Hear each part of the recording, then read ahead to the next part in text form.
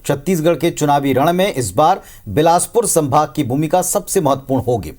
8 जिलों में कुल 24 विधानसभा सीटें लगती हैं। भारतीय जनता पार्टी की दूसरी सूची में बिलासपुर संभाग के 20 प्रत्याशी घोषित कर दिए गए।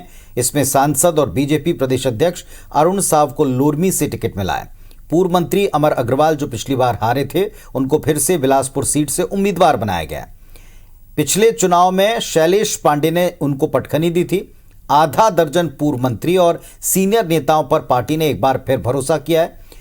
नेता प्रतिपक्ष नारायण चंदेल जांजगीर से, पूर्व मंत्री अमर अग्रवाल बिलासपुर से, पूर्व नेता प्रतिपक्ष धर्मलाल कौशिक बिल्हा से, पूर्व मंत्री डॉक्टर कृष्णमूर्ति बांधी मस्तूरी से, पूर्व मंत्री ननकीराम कंवर रामपुर से, पूर्व मंत्री पुन्नूलाल मोहले मुंगेली से चुनाव मैदान में उतारे गए। वहीं अकलतरा सीट से पार्टी ने वर्तमान विधायक सौरभ सिंह पर फिर दांव लगाया। नए चेहरों में कोटा से प्रबल प्रताप सिंह जुटे, तखतपुर से धर्मजीत सिंह जैसे नेताओं को भी चुनावी रण में उतारा है।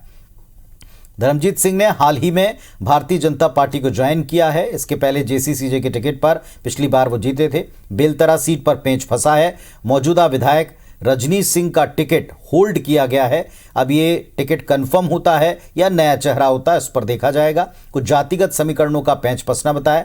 24 सीटों में से 13 सीटों पर कांग्रेस, 7 पर बीजेपी और 2 सीटों पर जेसीसीजे और 2 पर बसपा पिछली बार जीतकर आई थी।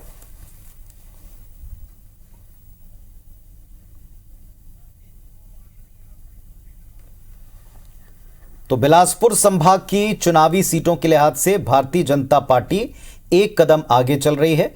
24 सीटें हैं और इन 24 सीटों में 20 से अधिक सीटों पर अपने कैंडिडेट डिक्लेयर कर चुकी है। केवल 5 सीटें ऐसी हैं जिन पर भारतीय जनता पार्टी अभी भी मंथन मोड में है।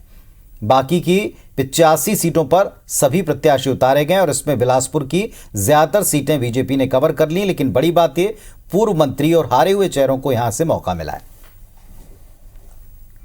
जितेंद्र थवायत हमारे सहयोगी बिलासपुर से इस वक्त हमारे साथ में लाइव जुड़ रहे हैं। जितेंद्र, हमने कल भी चर्चा की थी, मैदानी हिस्सा बिलासपुर संभाग सबसे महत्वपूर्ण है अब की बार के चुनाव में।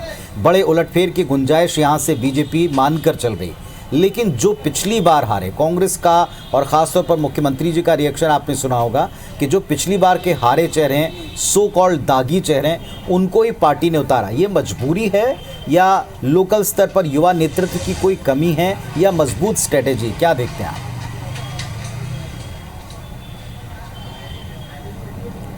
बिल्कुल पुनीत, देखिए ये तो तय है कि मैदानी इलाके में अगर हम बात करें तो बिलासपुर संभाग की आगामी चुनाव में बड़ी भूमिका रहने वाली है। और सत्ता से शिखर तक पहुंचने के लिए अगर हम बात करें तो बिलासपुर के रास्ते होके ही जाना पड़ेगा। बिलासपुर संभाग जो फतह करेगा वो यहाँ पर सत्ता में अपनी वापसी कर सकता है, सत्ता में काबिज हो सकता है। इस लिहाज से अगर हम देखें तो निश्चित तौर पर भाजपा ने टिकट घोषित करके यहाँ पर एक कदम पहले अगर कहें तो यहाँ पर सियासी रण में भाजपा उतरी है। लेकिन जिस तरह से भाजपा में टिकट का वितरण हुआ है पहले की तुलना में अगर हम बात करें 2018 के जो यहाँ पर चुनावी परिणाम रहे हैं, बिलासपुर संभाग के 24 विधानसभा सीटों में 7 सीटों पर भाजपा यहाँ पर जीत कर आई थी। और भाजपा के लिए पिछले बार का चुनाव निश्चित तौर पर फायदेमंद साबित हुआ था, क्योंकि विपक्ष में तमाम जितने विधायक थे उसमें आधे से ज़्यादा विधायक अगर कहें तो वो बिलासपुर संभाग से जीत कर आए थे। हालांकि कांग्रेस ने भी यहाँ पर जोर लगाया था, 13 सीटों पर कांग्रेस जीत कर आई थी। 2 सीटें जोगी कांग्रेस और 2 सीटों पर बसपा ने यहाँ पर फतह हासिल की थी। लेकिन कहीं ना कहीं तीसरे मोर्चे के तौर पर जोगी कांग्रेस और बसपा ने तमाम जो 2 राष्ट्रीय दल हैं भाजपा और कांग्रेस, इनका समीकरण बिगाड़ा था। कई सीटों पर अगर हम बात करें तो त्रिकोणीय मुकाबले में यहाँ पर सीधा खामियाजा इसको भाजपा और कांग्रेस को उठाना पड़ा था। हालांकि अब समीकरण यहाँ पर बदले हैं।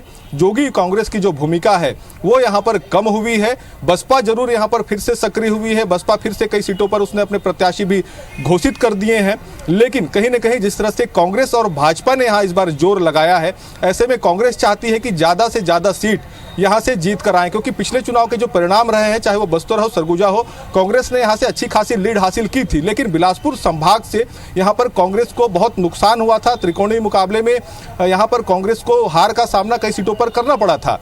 लेकिन इस बार जो स्थिति है, भाजपा भी चाहती है कि 7 सीटों से आगे बढ़ें और ज़्यादा से ज़्यादा सीट जो है बिलासपुर संभाग में वो जीत कर आए। और जिस तरह से अभी यहाँ पर टिकट का वितरण हुआ है उसमें भाजपा ने ये दांव जरूर लगाया है। कुछ नए चेहरे हैं, कुछ पुराने चेहरे हैं जिनको यहाँ पर मौका दिया गया है। अगर पुराने चेहरों की हम बात करें तो तमाम जो पूर्व मंत्री हैं, चाहे वो अमर अग्रवाल हो, पुन्नूलाल मोहले हो, कृष्णमूर्ति बांधी हो, नारायण चंदेल हो, तमाम ऐसे नेता हैं जिनको पार्टी ने यहां पर फिर से मौका दिया है। यह जरूर है कि बिलासपुर सीट पर अमर अग्रवाल पिछली बार चुनाव हारे थे और हारे हुए प्रत्याशी को एक बार फिर से यहां पर भाजपा ने चुनाव मैदान में उतारा है। इसी तरीके से अगर हम बात करें तो दूसरे और सीटों पर भी जो नए चेहरे हैं, चाहे वो ओपी चौधरी की हम बात करें, कोटा से प्रबल प्रताप सिंह जुदेव की बात करें, और जोगी कांग्रेस से वर्तमान में भाजपा में शामिल हुए धर्मजीत सिंह, जिनको तखतपुर से यहाँ पर विधायक बनाया गया है, मानिएगा यहाँ पर प्रत्याशी बनाया गया है। तो कहीं ना कहीं नए चेहरों पर भी यहाँ पर पार्टी ने दांव लगाया है ताकि नए चेहरों के और पुराने चेहरों के साथ यहाँ पर 24 विधानसभा सीटों जो है उस पर भाजपा ज़्यादा से ज़्यादा सीट जीत कर आए। लेकिन कहीं ना कहीं जिस तरह से टिकट वितरण हुआ है उसके बाद जो परिस्थितियां यहाँ पर बनी है, बिलासपुर जिले की अगर बात करें तो एक सीट यहाँ पर टिकट जो है होल्ड पर रखा गया है। बेलतरा सीट है, वर्तमान में रजनीश सिंह वहाँ से विधायक हैं, लेकिन उनका टिकट यहाँ पर होल्ड कर दिया गया है। ऐसे तमाम जो विधायक भाजपा से रहे हैं उनका टिकट लगभग यहाँ पर फाइनल हो गया है, उनके नाम प्रत्याशी के तौर पर घोषित कर दिए गए हैं।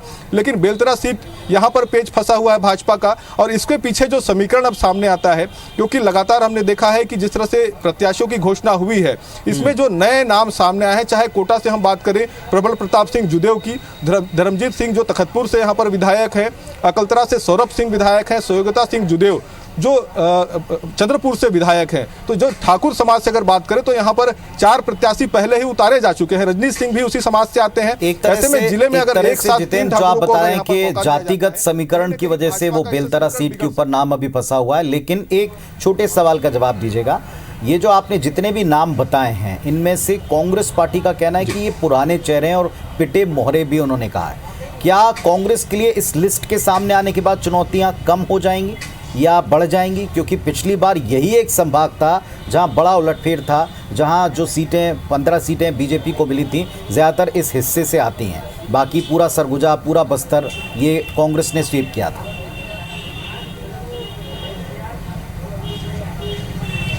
बिल्कुल पुनीत, देखिए जिस तरह से भाजपा ने पुराने चेहरों को मौका दिया है, कई हारे हुए चेहरे हैं उनको भी यहाँ पर मौका दिया है, निश्चित तौर पर इसका जो लाभ है कहीं ना कहीं कांग्रेस को मिल सकता है, क्योंकि लगातार ये स्थिति बनी है भाजपा में भी जो पहले कभी देखा नहीं जाता था। इस बार बगावत के जो सुर है वो देखने को मिले, प्रत्याशियों की सूची जारी नहीं हुई थी उससे पहले लगातार विरोध जो है वो यहाँ पर किए जा रहे थे ताकि नए प्रत्याशियों को मौका मिले। लेकिन एक बार फिर से भाजपा ने पुराने प्रत्याशियों को जिस तरह से मौका दिया है उसके बाद कहीं ना कहीं कांग्रेस अब इस रणनीति के तहत भी यहां पर अपने प्रत्याशी घोषित करेगी कि उस लिहाज से वो अपने प्रत्याशी मैदान में उतारे ताकि उसका जो माइलेज है वो कांग्रेस को मिले। हालांकि जिस तरह से बिलासपुर जिले की अगर हम बात करें अलग अलग विधानसभा क्षेत्रों की, तो यहां पर कांग्रेस के लिए अगर बात करें तो केवल तखतपुर और बिलासपुर 2 सीटों पर यहां पर कांग्रेस जीत कर आई थी।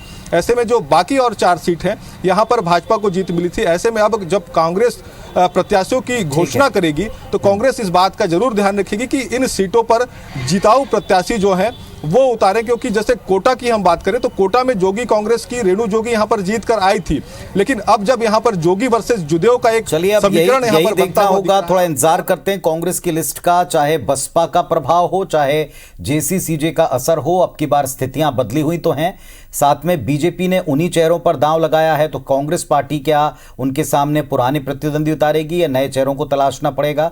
ये लिस्ट आने के बाद वापस आपसे बात करेंगे। फिलहाल धन्यवाद आपका, आपने जो पूरी तमाम डिटेल्स दिए हैं, जानकारी दी है।